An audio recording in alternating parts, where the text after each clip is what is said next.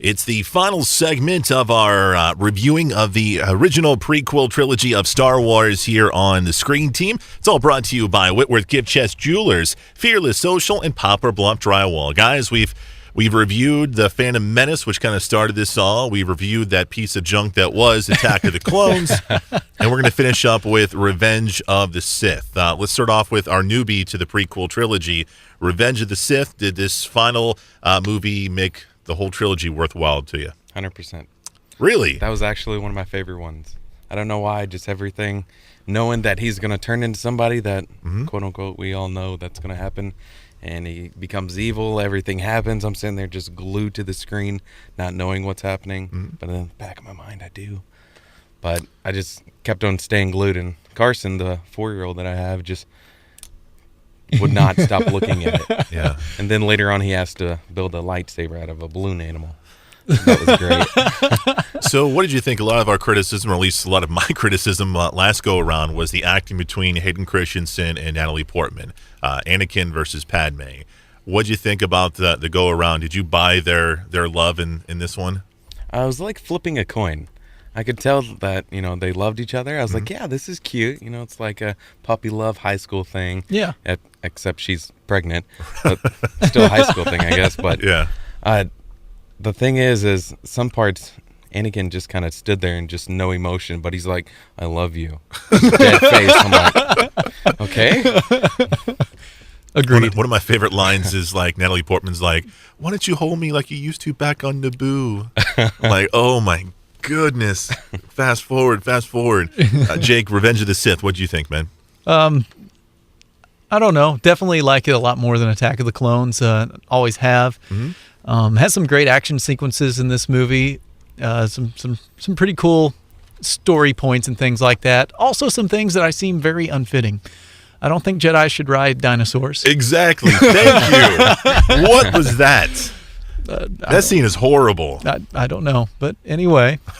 But I do follow. What makes up for that entire sequence there is Obi-Wan using a blaster, using a gun, and just saying so uncivilized. And you just get that throwback to the original trilogy.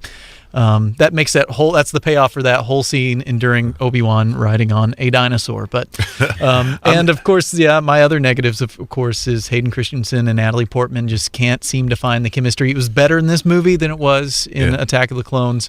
But some of the lines, with some of the writings, I'm just like, somebody needs to be doing the autocorrect for George a little bit.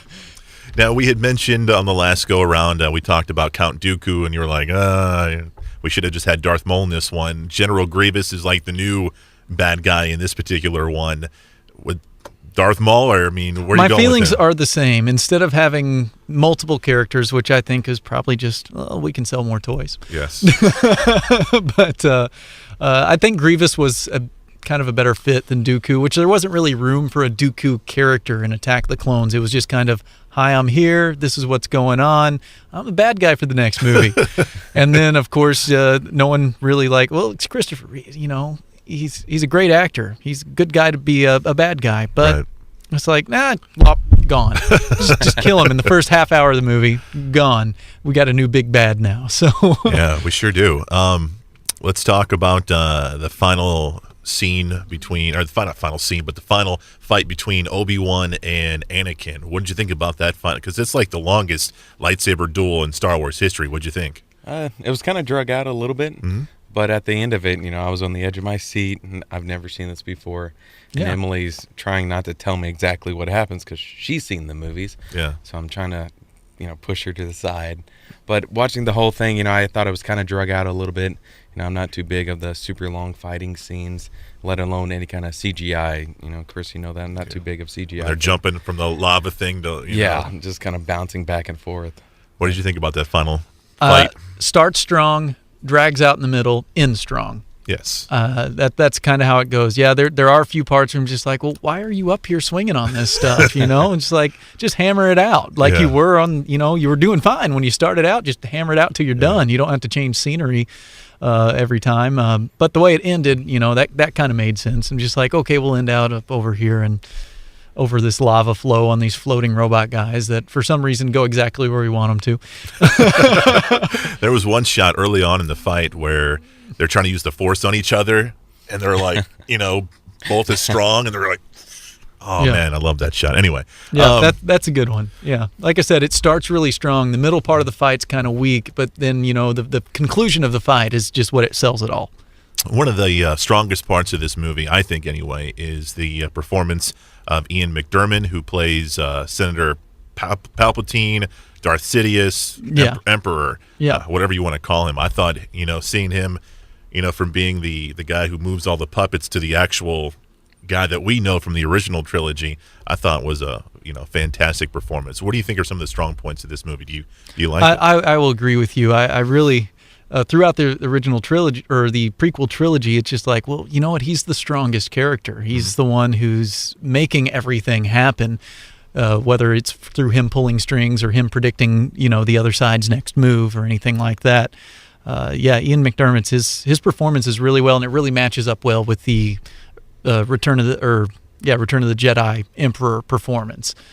I think it's a really good mesh. So, seeing him going from just talking to talk and saying I'm going to lure you into doing what I want you to do, and then just all of a sudden, well, I'm super powerful, and guess what? And I'm not hiding it no more. You guys have found me out, so it's a bad thing that you found me out. Kate, I'm curious. Not seeing the prequels before, did you know about Senator Palpatine? Did you know that he was going to be the Emperor, or did you kind of notice I didn't along know. the way? So at the very end, It just completely blew my mind. I didn't know anything about it. Uh-huh. I didn't know he was gonna shoot lightning out of his hands and that kind of thing, which kind of surprised me. I thought that was pretty cool. Yeah. And his face slowly started turning old. That kind of confused me a little bit, but I was like, yeah, that's a guy that I've seen, in the other ones, but it just kind of surprised me. It threw me off the edge a little bit. Cool. But Okay. The last scene that we see is the dual story of how Darth Vader becomes Darth Vader. We see him put the suit on and stuff like that, and we see Leia and Luke, get born. Their birthday. Their birthday is the same day that Darth Vader is born. Did you like that, or was it a little too corny for you guys? A little coincidency, but Yeah. it's trying to compact a lot of story points into a very the last third of a movie, the third act of a movie. Yeah. So that's kind of a tough thing, but I don't know. It's just hard to tell. The end of that movie, it could have taken place over weeks. We don't know that. It Right. could have been intersliced, and that's my biggest issue with the prequels, especially Attack of the Clones and Revenge of the Sith. Revenge of the Sith. I think this movie, the way it's cut, makes it seem like it takes place all within the same day or couple of days. Mm-hmm. But honestly, all the stuff that happens probably took place over the course of a couple months. Yeah. Or 2 or 3 months. And there's no real way to tell, but that's the only way that any of it makes sense. What's amazing to me is I thought it was very cool that they got James Earl Jones to voice Darth Vader again, but I thought it was hugely lame, the dialogue he had to say. Where's Padme?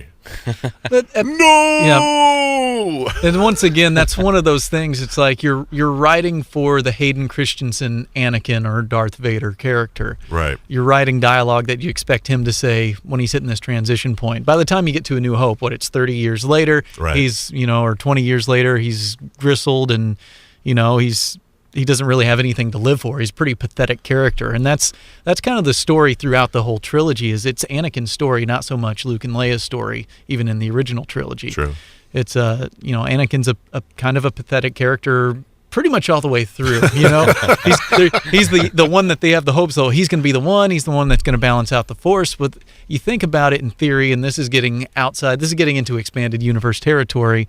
The Force wasn't balanced in the Republic days or in the prequels. It's pretty much you have thousands of Jedi, and you have a couple of Sith that just show up out of nowhere. So that's not balance. If you think about it. That's true. That's very, very true. So I'm curious, Kadam, you've seen the prequel trilogy once. Are you going to watch it again down the line, or are you done with it? I'll probably end up watching it just because of, Emily and the little boy. But personally, maybe the third one. I'd watch that again, but, Attack of the Clones, I kind of like the fighting sequence. The first one, that one's just kind of blew past me a little bit. Yeah. But the third one I probably end up watching again. Jake, are you going to introduce the prequels to Henry? I will. He'll watch in proper order, which is going to be, by the time that he's really old enough to comprehend, will be 4, 5, 6, 1, 2, 3, 7, 8, 9. I'll tell you what, man, this has been a great discussion. Thank you guys for coming in and talking about Star Wars. I appreciate you guys. We'll be back next Saturday for another Screen Team.